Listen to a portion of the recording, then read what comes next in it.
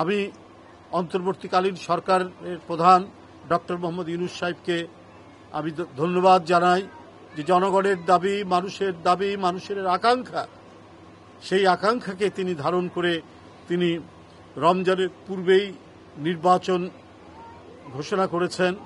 আমি মনে করি তিনি শুধু রাজনৈতিক দল নয়, জন আকাঙ্ক্ষার প্রতি শ্রদ্ধা জানিয়ে তিনি এই ঘোষণাটা দিয়েছেন।